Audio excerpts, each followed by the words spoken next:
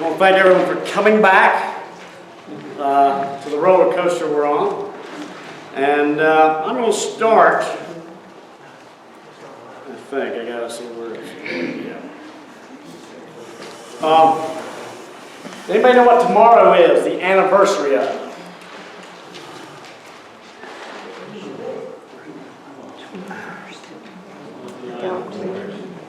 Tomorrow's the anniversary of Patrick Henry's Give Me Liberty or Give Me Death. Oh, I love Patrick Henry. I didn't know. Last year, I read the speech, and I think that they were suffering with a lot of the same problems we are. You know, some different circumstances. But what I did is I took Patrick Henry's speech and put in some modern problems we have in it and did a retake of that. Cliff, who's up here talking, videoed this last year. We put it up on Facebook and put it out there on the anniversary of Patrick Henry's speech, and hopefully this will work.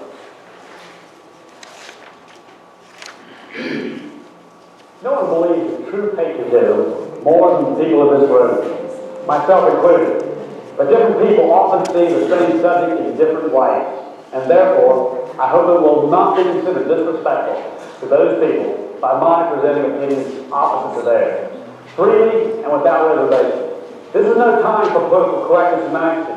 The question before us concerns the callous and unwavering path of destruction our country is on. I consider it nothing less than a question of freedom or slavery, and as a consequence to the magnitude of the subject, there should be freedom of debate. It is only in this way that we can hope to arrive at truth and fulfill the great responsibility to which we have to God and our country. If I hold my opinions in fear of offending, I would consider myself guilty of treason towards my country and act as disloyalty towards the majesty of heaven, which I revere above all earthly things. It is natural for people to indulge in the illusions of hope. People tend to shut their eyes against painful truths. Are we included in the mass of the people who have eyes and do not see, and have ears that cannot hear the things which will truly save us from our present path of moral, physical, and political destruction? Should that be the direction of wise men engaged in a struggle for liberty? For me, whatever anxiety, pain, or fear may cause, I am willing to know the whole truth, and know the worst, and then provide for it. I have only one lamp to guide my feet, and that is the lamp of experience. I know of no way of judging the future except by the past. And judging by the past, I wish to know what conduct the United States Congress, the President, and the Supreme Court for the last 60 years is there to justify the hopes of the American people that there has been a good faith effort to return to and obey the United States Constitution. Is it the insidious smile and ever-changing promises of politicians? Stop trusting these deceiving promises. We cannot allow ourselves to be betrayed by promises from these political leaders any longer. Their promises are nothing more than the kiss of Judas. Let's look at their reactions to our protests and ask ourselves a few questions. They have created swarms of militaristic federal agencies and policies such as Homeland Security, Patriot Act 1, Patriot Act 2, the Military Commissions Act, the NDAA, the never-ending assault on the Second Amendment designed to disarm the American people. The public notice given by President Obama that he has granted himself the authority to kill American citizens for the purpose of expediency rather than give them due process of law. Is this militaristic buildup necessary for a work of love and reconciliation or due process of law? Have we shown ourselves to be so unwilling to work with the federal government that force must be called in to win back our love and support? Let us not deceive ourselves. These domestic standing armies are the implements of war and subjugation, the last argument to which dictators resort. I ask, what is the meaning of this domestic militaristic buildup if its purpose is not to force us into submission? Can we rationally assign any other possible motive for it? Does the United States have any domestic enemy so large to call for this massive militaristic accumulation? No, she has not. They are meant for us. They can be meant for no one else. They are created to bind and rivet upon us the chains which the United States government has been forcing for the past 150 years. And what do we have to oppose them? Shall we try more public protests?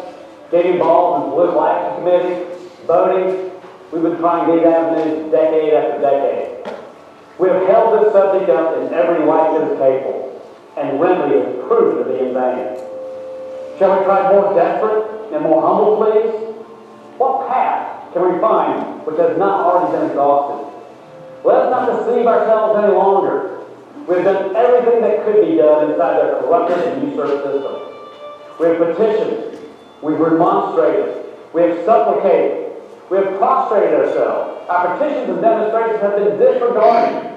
We have been patronized and demonized. And in all this, most patriotic Americans cling to the fond hope of a peaceful return to state rights and a constitutionally limited federal government.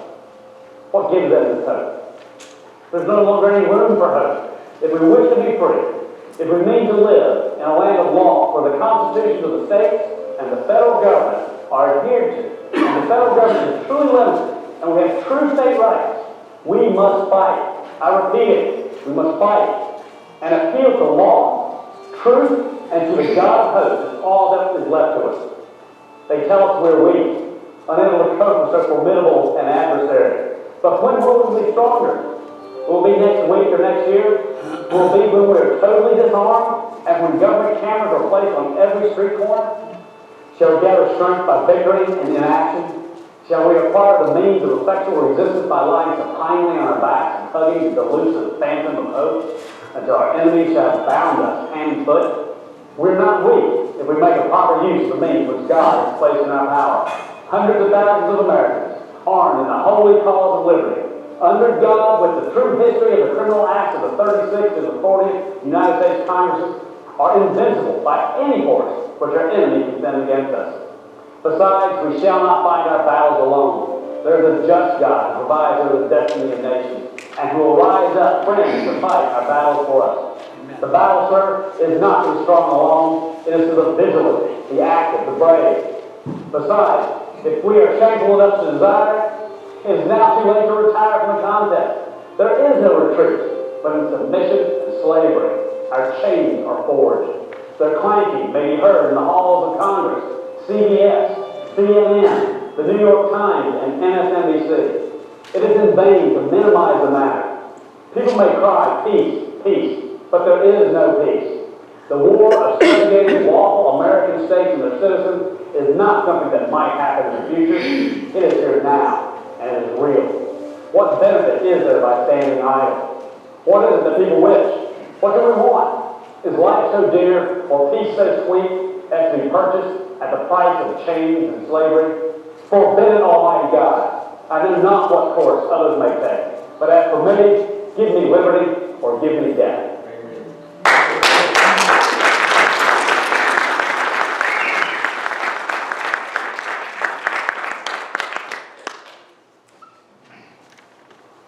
Do they have the same problems we have?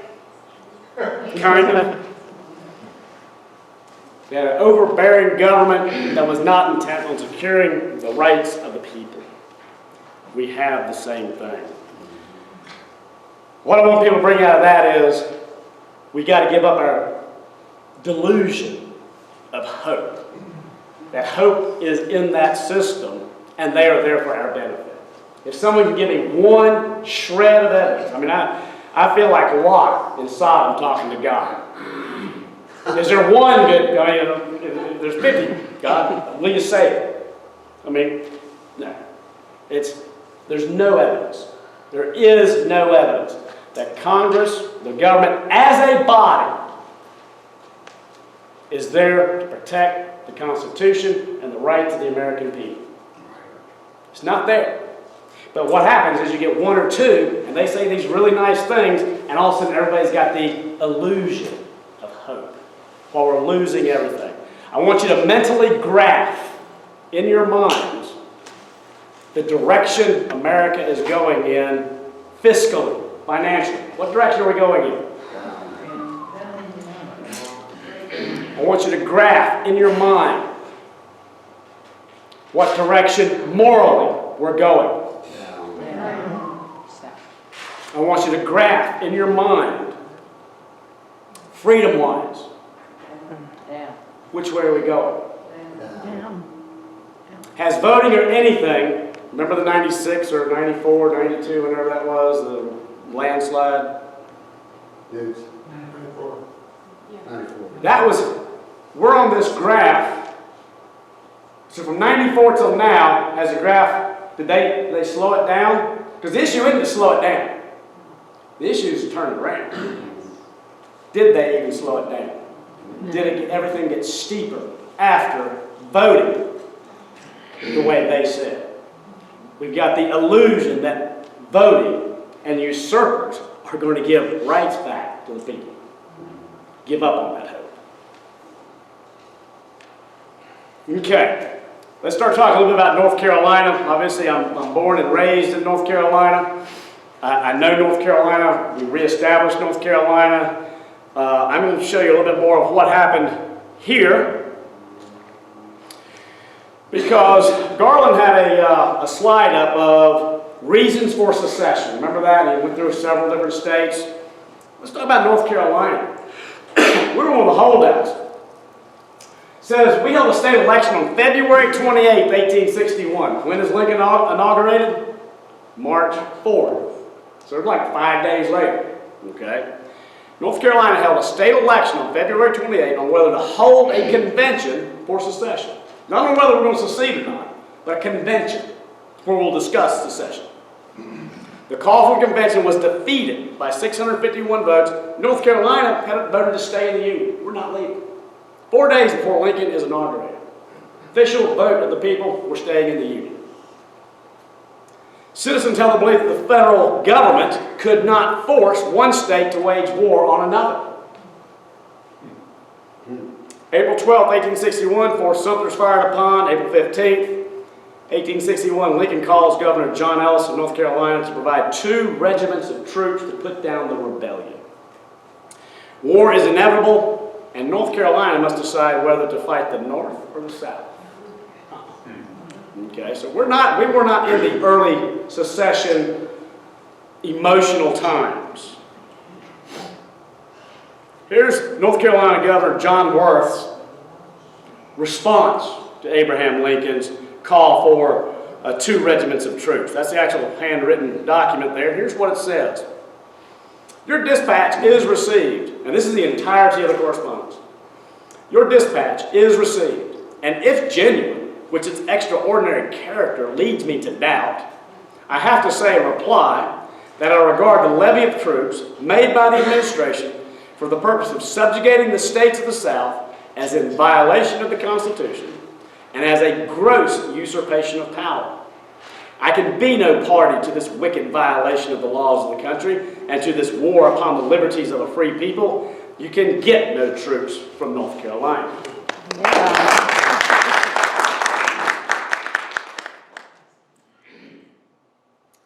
From Abraham Lincoln's perspective, how do you wage war on people to make them free?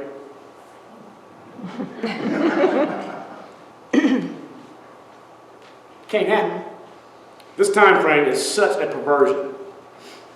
This right here, now that was the beginning of the war. There's Governor Jonathan Worth here on the left and Governor William Woods Holden on the right. William Woods Holden is the governor under the Reconstruction, the new created state of North Carolina. Jonathan Worth is the governor under the old Constitution of North Carolina as it was at the time. And just a bit of history, William Woods Holden up there on the right is the only governor of North Carolina ever successfully impeached and removed from office. The one put in place by Reconstruction. And let's just read a couple sentences out of this. Let's see, actually, I'm going to go up. I'm going to read more of it. It says, yesterday morning, I was verbally notified by Chief Justice Pearson that in obedience to a telegram from General Canby, he would today at 10 a.m. administer to you the oaths required preliminary to your entering upon discharge of duties of the state, duties of civil governor of the state, and that thereupon you would demand possession of my office.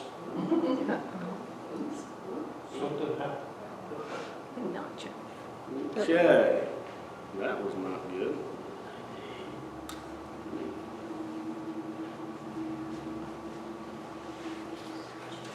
Oh, wait a second. Come loose right here.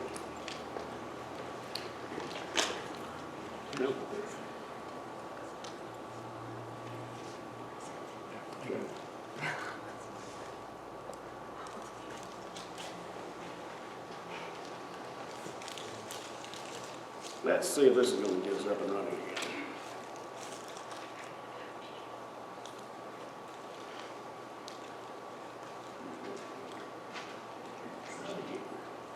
There you go.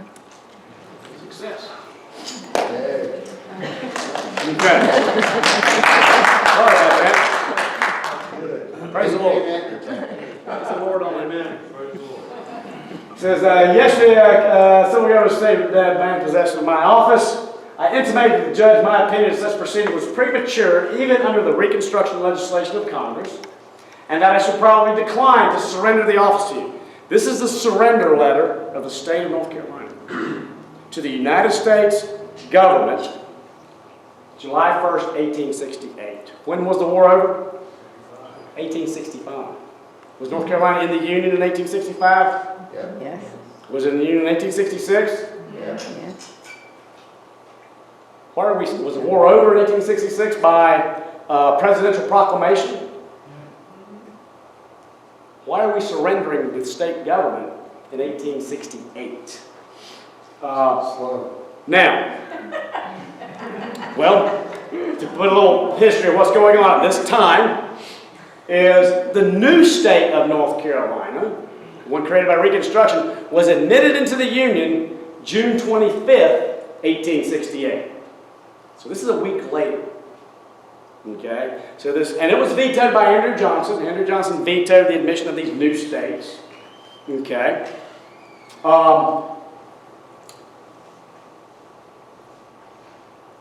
They override him? Oh, the exact same day he vetoed it. One of the things that happened, and you can probably appreciate this, is Congress, the radical Republicans had a supermajority in Congress where they could override every veto. Kind of way, you know, Obamacare type stuff. You know, you can't get rid of it. You know, nothing could be done. So North Carolina, and so this is a letter from the governor of North Carolina to the governor of North Carolina. Okay, that's who this letter's to. And that's what he's talking about. The judge is going to administer the oath to the new governor to take office, and he's going to demand possession of his office. It said, at sundown yesterday evening, I received from Colonel Williams, Commandant of this military post, an extract from General Orders number 120 of General Canby as follows. And it says, to facilitate the organization of the new state government, the following appointments are made. To be governor of North Carolina, W.W. Holden. Appointments. By who? United States military. Governors being put in place by military appointments. Does this sound bizarre to you? Yeah. Does it sound almost third worldish? Yeah. To be governor of North Carolina, elect Vice Jonathan Worth removed. To take effect July 1st, 1868, on the meeting of the General Assembly of North Carolina, which is on this day. And Jonathan Worth goes on and says this. Now, I got this last paragraph here. He says, I do not recognize the validity of the late election under which you and those cooperating with you claim to be invested with the civil government of the state. You have no evidence of your election, save the certificate of a Major General of the United States Army. I regard all of you as, in effect, appointees of the military power of the United States, and not as deriving your power from the consent of those you claim to govern. Knowing, however, that you are backed by military force here, which I could not resist if I would, I do not deem it necessary to offer a futile opposition. It's necessary to offer futile opposition, but vacate the office without the ceremony of actual eviction, offering no further opposition than this, my protest. I would submit to actual expulsion in order to bring before the Supreme Court of the United States the question as to the constitutionality of the legislation in which you claim to be the rightful government of the state, if the past action of that tribunal furnished any hope of a speedy trial. I surrender the office to you under what I deem military duress, without stopping, as the occasion would well justify, to comment upon the singular coincidence that the present state government is surrendered, as without legality to him whose own official sanction but 3 years ago declared it valid. What do you call it when you have the military goes in to a government, state, country, whatever, A coup. and removes the people and puts its appointees in its place. Military coup. Are we taught that's what Reconstruction was about? We're told that Reconstruction was readmitting the states after they had seceded from the Union. This is just a readmittance of Georgia and North Carolina. Y'all were just readmitted. No, we weren't. They were the original states annulled. The body politics changed to loyal people, to U.S. citizens, anyone born in the United States, and a new government was created for them. This is the admittance of new states, not the readmittance of the original states. And this is the military order number 120. This is what he was writing from. This is the order, the military order that removed the governor of North Carolina. You know, I got a question. I thought the commander-in-chief was in control of the military. How is it that the Congress was able to move the military in? We don't have time to get into that. Okay? You got to remember, Andrew Johnson's being impeached. He's going through impeachment processes. They are all over him. He's being impeached for what they said was the office of the president is to execute the laws of the land. They passed Reconstruction. His duty is to execute the laws of the land, which is Reconstruction. Fundamentally, that's it. Okay, we got to start thinking, what is a state? Because that's what we're talking about. State rights, original states, first state, second state. What's a state? A state, in its most enlarged sense, it signifies a self-sufficient body of persons united together in one community for the defense of their rights and to do right and justice to foreigners. In this sense, the state means the whole people united into one body politic. The state and the people of the state are equivalent expressions. A state is the people. Now, out there in the community of people in the country, there's a lot of people who talk about individual sovereignty, people being sovereign. Okay? That has nothing to do with what this is talking about. The body as the people as a body are sovereign through their legislature. The legislature is sovereign, not sovereign individuals. The only way you can have the only sovereign individuals out there are kings and dictators and emperors. That's the sovereign. Okay? In this country, the people are sovereigns rather than kings and dictators and emperors. The people as a body exercising through their legislature.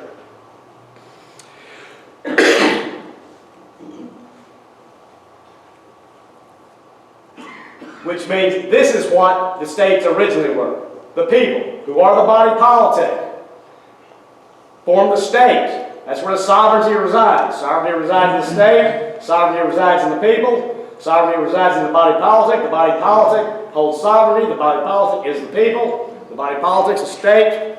Okay, that's what it is. The people, the state, it's all the same thing. Sovereignty resides in all that. Synonymous terms. Here's what we have today. The people is Congress. The state is the United States government. Sovereignty resides in the government. The body politic is Congress. People are Congress. Body politics Congress. Sovereignty United States. We're not in there. It was nationalized. And where does all national power reside? In the Congress. In all national power. That's why it's important to have federal powers back in place. Federal authorities. Here's what happened in North Carolina, and you'll have to do your research on Georgia. Constitution of December 18th is, who was North Carolina for? You know, the original North Carolina. Who was it for? When you read the preamble, this is wherefore it becomes necessary that government should be established in this state. Therefore, we, the representatives of the freemen of North Carolina, chosen to assemble in Congress, for the express purpose of framing a constitution under the authority of the people, blah, blah, blah. This is the group of people. We had our Constitution 1776 that fought for political independence from Great Britain. It's this body of people, and this is who can vote. They're all freemen at the age of 21. They can vote in the Senate, all freemen here.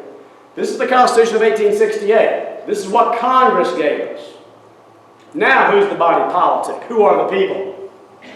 Every person born in the United States and every person been naturalized 21 years of age, possessing qualifications set out in this article, shall be entitled to vote in any election by the people of the state, except as herein otherwise provided. Is that the same body of people? Yeah. We're all familiar with the European Union. The European Union is actually kind of set up like the United States was originally. It's a union of sovereign bodies, united together with certain national concepts. They have a coin of money, the euro. They do certain things, but they don't reign over everybody. Every state retains its sovereignty here. Now, is there a difference between only the citizens of France being allowed to vote in France and every person born in the European Union can vote in France? Yeah. Has France fundamentally changed at that point? Big time. It's not the same body. What did Reconstruction do? Change the states from Georgia, the freemen of Georgia who had their rights under British common law, to anyone born in the United States who lives in Georgia, whose loyalty is to Congress, where Congress is the sovereign. That's what's changed. I mean, don't we feel it? Yes. I mean, isn't that what we're railing against? Isn't that what we see evidence of every time we go out there, every time we pick up the newspaper, does anyone have newspapers anymore? Every time we get on the internet, it's like, look at all these abuses. They can't do this. Because we're looking at their federal limitations, not their national unlimitations. They're unlimited. Article 1, Section 8, Clause 17, Congress will pass exclusive legislation in all cases whatsoever over its domain.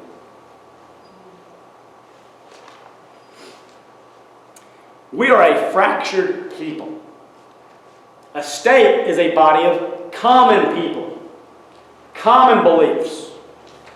Because what happens if you can start dividing the people up to where they infight and they can't come together? What's the old maxim of law that every conqueror wants to use? Divide and conquer. Divide and govern. They want the American people divided up to where you can't come together on anything. They say that we get our strength through diversity. Nothing could be further from the truth. Nothing can be further from the truth. You don't get strength by division. That would be like saying, you know what would make Israel stronger?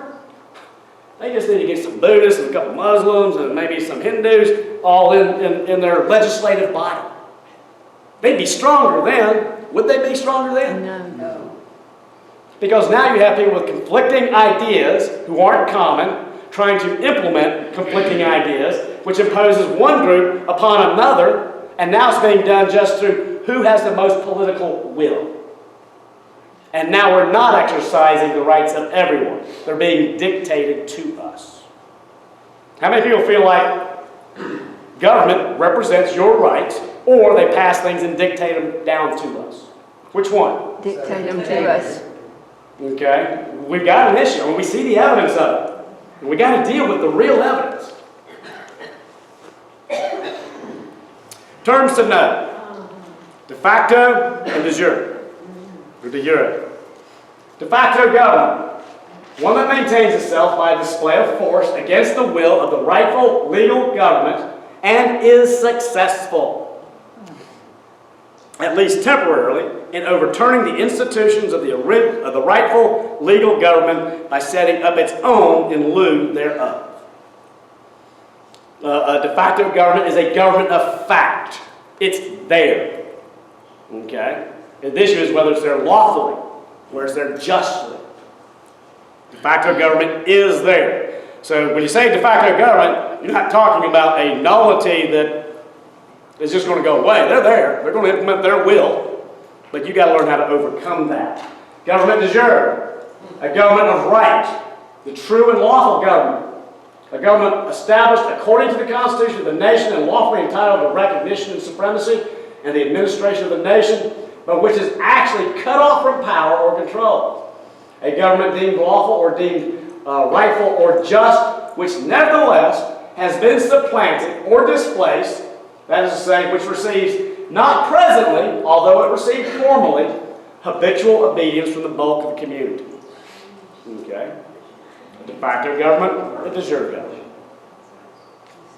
We have, in my belief, what I present, what I've looked up, every bit of evidence I can find, we have a de facto government in place today. And there is a right to have de jure government. Don't we have a right to lawful government? Yes. I mean, would you stand up for rightful government if you had it? Because that's going to be the main question. The main question, one of the main questions, got several of them that are going to come up here in the next two sessions, is the decision has to be made. Is the government in place, the state government in place today, is it lawfully created? Is it constitutionally authorized to operate?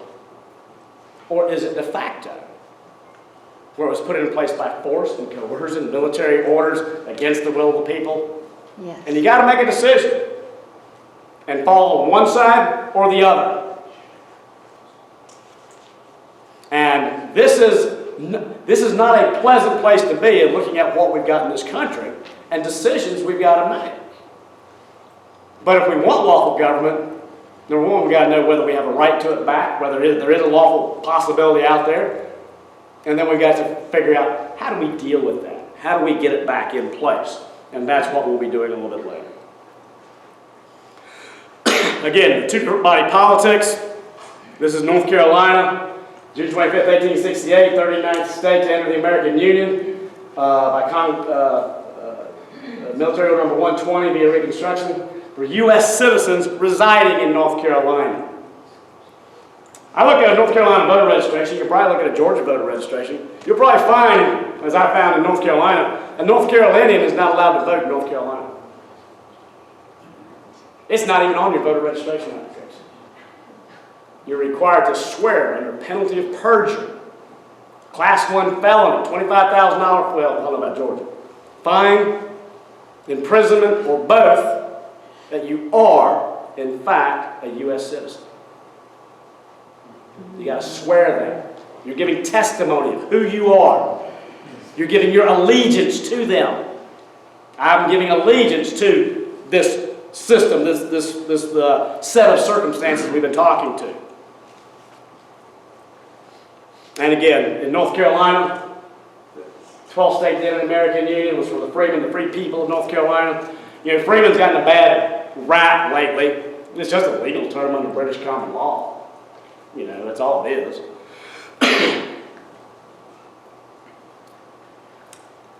De jure and de facto. And what we did in North Carolina, and this is, we're outside the box. I'll just say that.